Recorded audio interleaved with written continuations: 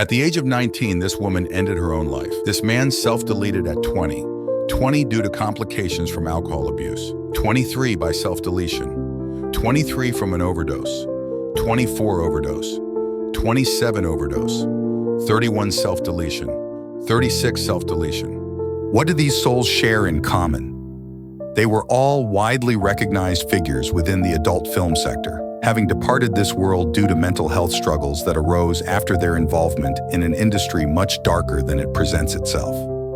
Before we proceed, it's important to note that this video addresses serious and mature topics, so viewers' discretion is advised. In today's era, where increasing numbers of individuals opt to become creators on platforms like OnlyFans, the notion of working in the adult content industry has gained social acceptance and is even promoted as a form of female empowerment. Sex is just sex. Like, it's just sex. How would you feel about your daughter doing sex work? So I would be supportive if my daughter chose to do. So for me personally, I wanted to be able to enjoy, be able to profit off of it and be. So I think that for me was like OnlyFans. I was like, oh, I'll do this on the side. Like, it'll just be extra money. A lot of girls in Scottsdale do it. Like, it's kind of the norm out here in the West. Most individuals who ventured into platforms like OnlyFans and other adult entertainment did so hoping for quick and easy higher income and empowerment for women. We have to acknowledge the fact that in some cases, they achieved what they wanted. However, what they didn't know was the dark side to that. Like, honestly, some of my experiences are really humiliating for me, and I wish that they never happened. Sorry. Oh, don't cry.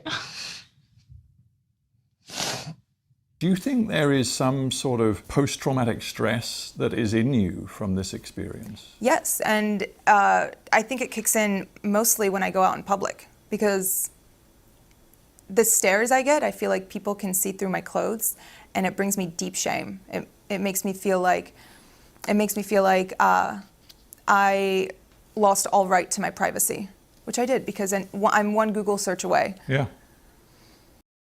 I guess I confused attention with love, started to hang about with older boys, but it's so dark, babe. Wasn't seeing the danger just because I was thinking it was normal because my best friend was doing it. And looking back now, I'm like, what the hell were you doing, Sam? I always say that I sold a part of my soul because I really feel like I did. I'd become this alias who was a sex object, and I didn't care about myself. And then I think to myself, maybe a 9 to 5 won't be so bad. So a lot of times when people ask me if they should do porn, I tell them no. I tell them that it makes life really hard. It makes dating really hard. It makes your family life really hard. It makes intimacy hard. You're putting yourself out there.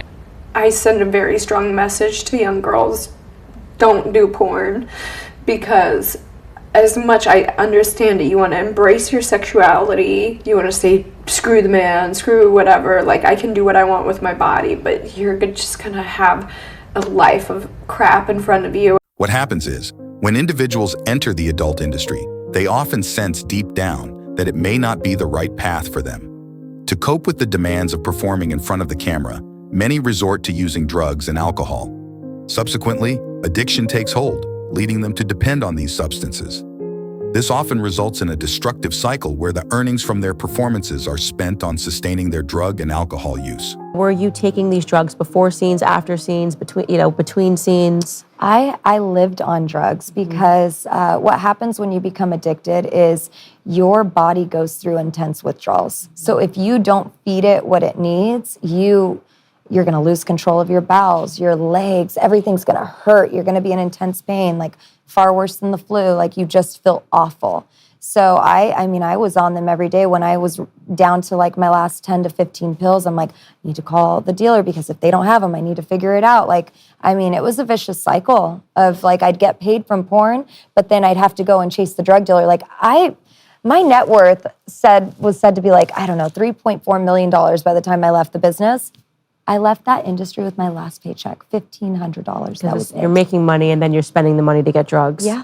Wow. I don't know, babe. Nothing in my head thought that wasn't right. the high heights of it. You know, I was flown around the world. I was in the top echelons, if you want to say it, of the adult industry. I was getting flown to private islands. I was staying behind the Hollywood sign. You know, I wasn't doing no low budget movies, babe. But even still, the pain was there. Do you know what I mean? I used to stay up sniffing coke till 6 a.m. I know that was all linked to not having any self-worth, because I was seeing myself as an object, and I was seeing myself as a commodity. I was earning a lot of money and I was struggling to pay my rent because I had a really, really bad drug addiction. I remember coming home to this beautiful marble floor, gorgeous counters, and I went up on the counter and I just laid there and I cried. Money is what I'd have in one hand and a bottle of alcohol in the other when I went to bed. Now, if this were the only concern, it might not seem so alarming. However, the situation is indeed more serious. Reports suggest that the average life expectancy for an adult industry performer is about 37 years, compared to 78 years for the general population, according to internet sources. What is concerning is the rate of premature deaths among those in the adult entertainment industry is significantly increasing. Unfortunately, the situation continues to worsen. Not only are these individuals' lives affected, but they are also tragically cut short not only by accidents, but by more grave issues like this. Back to back to back suicides. I mean, it was every month. I think it was like 5 or 6 months in a row, somebody was dying. I have probably 15 friends that have died to either suicide or drug overdose.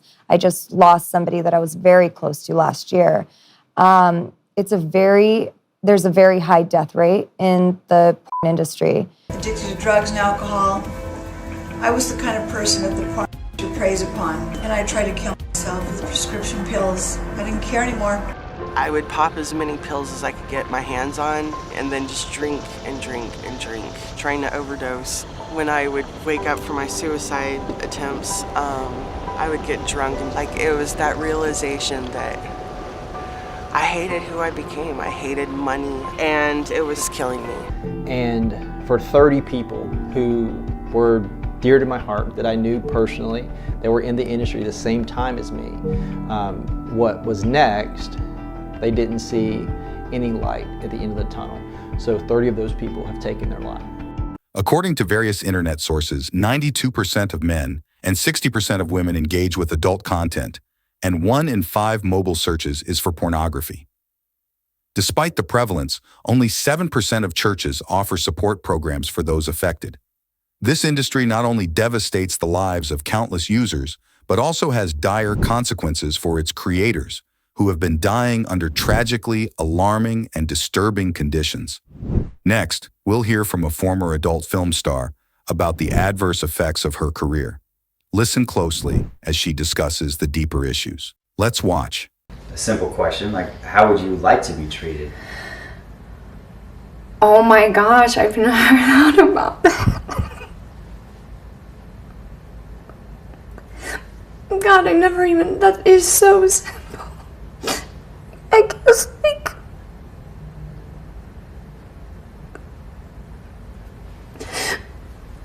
I would,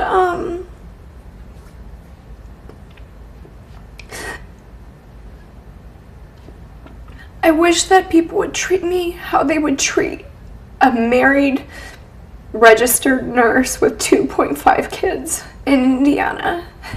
That's how I wish people would treat me.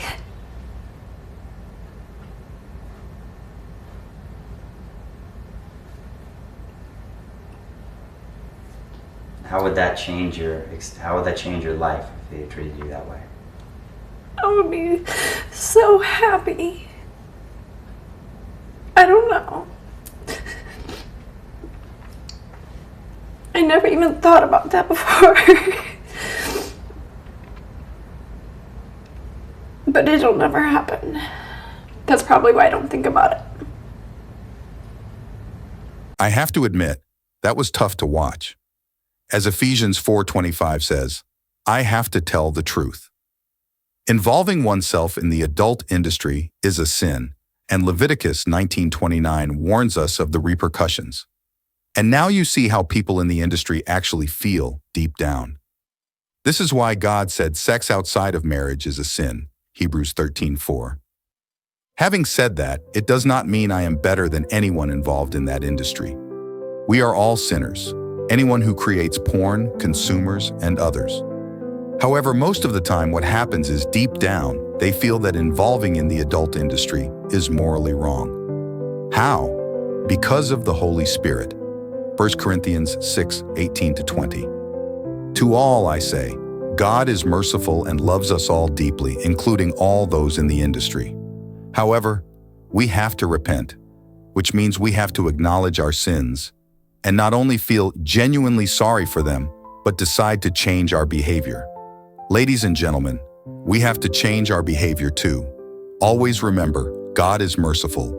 Just like Christ showed his love and forgave the woman at the well, the woman taken in adultery, and all sinners and outcasts, he loved them enough to show them that he valued them so much that he was willing to give his life for them. If you're someone trapped in any form of sexual work or addiction, I understand you. And more significantly, God understands you. I assure you, there is hope for you, because God transformed me in ways I believed were unattainable. And if he could transform me, I assure you, he can transform you as well. May God bless you.